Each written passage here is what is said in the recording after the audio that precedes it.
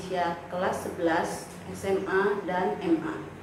Sebelum kita mulai pembelajaran, silakan kalian klik like dan subscribe di bawah ini. Baiklah, pada kali ini kita akan mempelajari materi tentang struktur dan kebahasaan teks ceramah.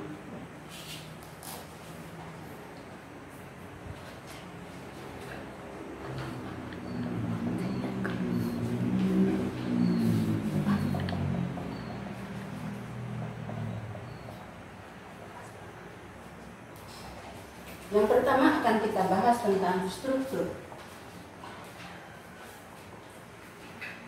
Seperti halnya dengan teks-teks yang telah kita pelajari sebelumnya, teks ceramah juga memiliki bagian-bagian atau struktur. Struktur yang pertama berupa pendahuluan.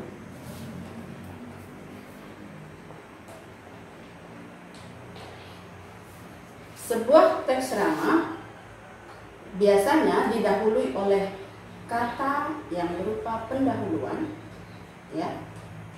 Sebelum orang juga berceramah, biasanya dia didahului dengan sebuah kalimat pembuka.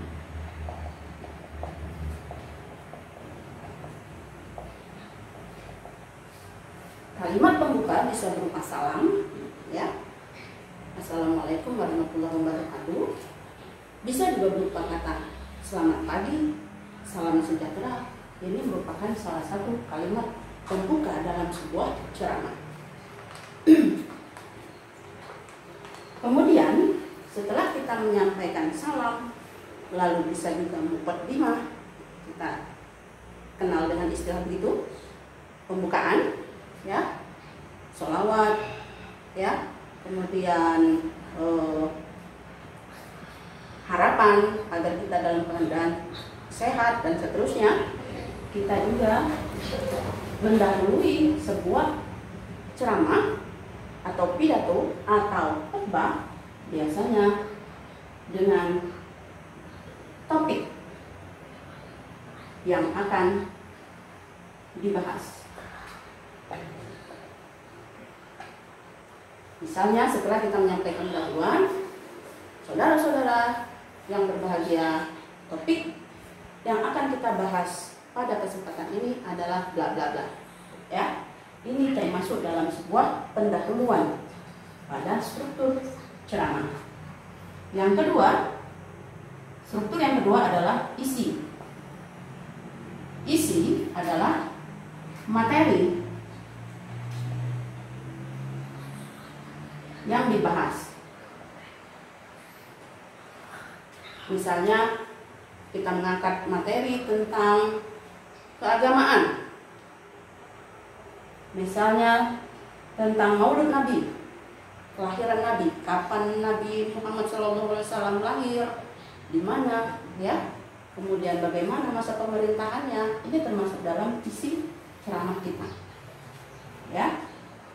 Kemudian bagaimana harapan kita, pandangan kita, ya, terhadap sifat-sifat Nabi, apa yang sebaiknya kita lakukan, apa saja sifat-sifat Nabi yang harus kita teladani. Ini semua masuk ke dalam materi yang kita bahas.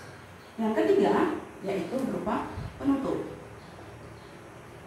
Penutup tidak lain adalah kesimpulan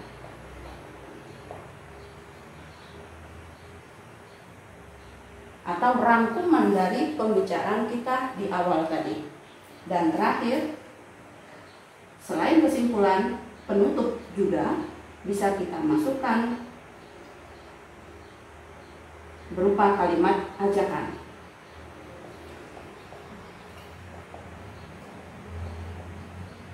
Misalnya, untuk itu saudara-saudara yang berbahagia, marilah kita meneladani sifat Rasulullah SAW sebagai suri tauladan kita, sebagai nabi junjungan kita, agar kita terlepas dari api neraka.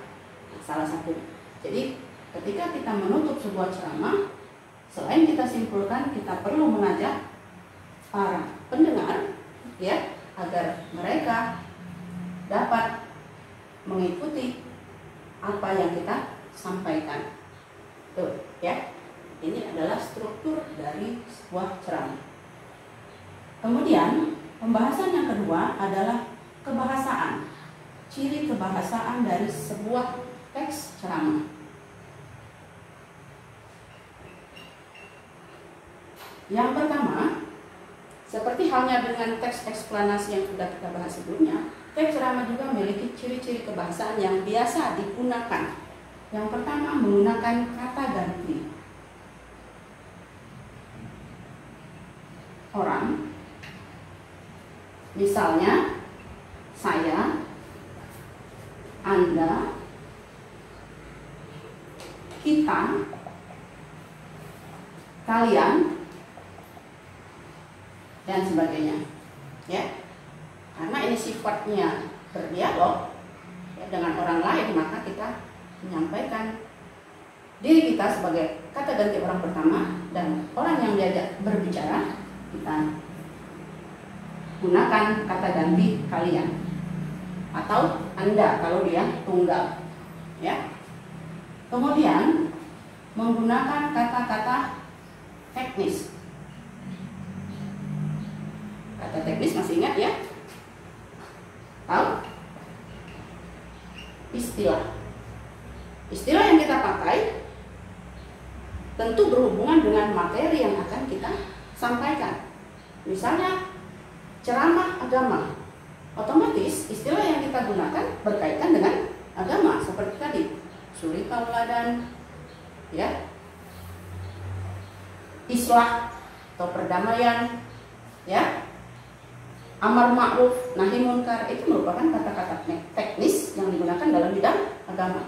Tapi kalau misalnya dalam bidang pendidikan, misalnya pelajar, kegiatan belajar, ya, guru, ya, sekolah, siswa, itu adalah salah satu istilah dalam sebuah ceramah yang berisi pendidikan. Dan masih banyak lagi istilah-istilah yang kita gunakan sesuai dengan materi ceramah kita. Apa yang kita sampaikan, pendidikankah, kesehatankah, agamakah, maka istilahnya pun harus disesuaikan. Yang ketiga, menggunakan konjungsi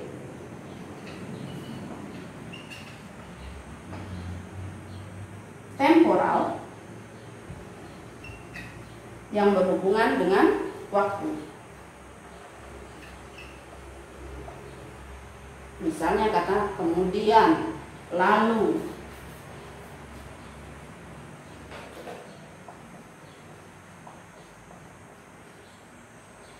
setelah itu. Banyak contoh konjungsi temporal.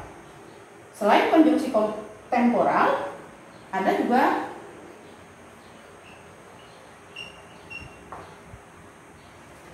konjungsi sebab akibat.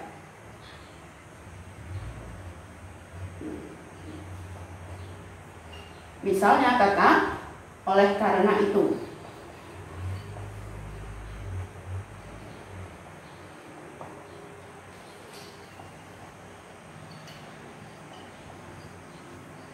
Oleh sebab itu, dan masih banyak lagi konjungsi sebab akibat yang biasanya digunakan. Kemudian yang keempat, menggunakan kata kerja mental.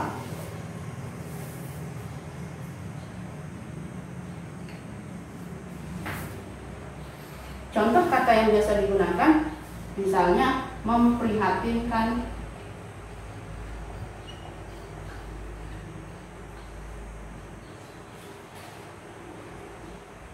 mengalami. Misalnya kita menyampaikan tentang kondisi akhlak generasi muda sekarang ini sangat memprihatinkan, ya, mereka mengalami depresi misalnya. Jadi kata-kata seperti ini yang biasa digunakan dalam sebuah ceramah. Lalu yang kelima, ada kata persuasif, artinya ajakan. ditandai dengan kata mari, ayo, ya.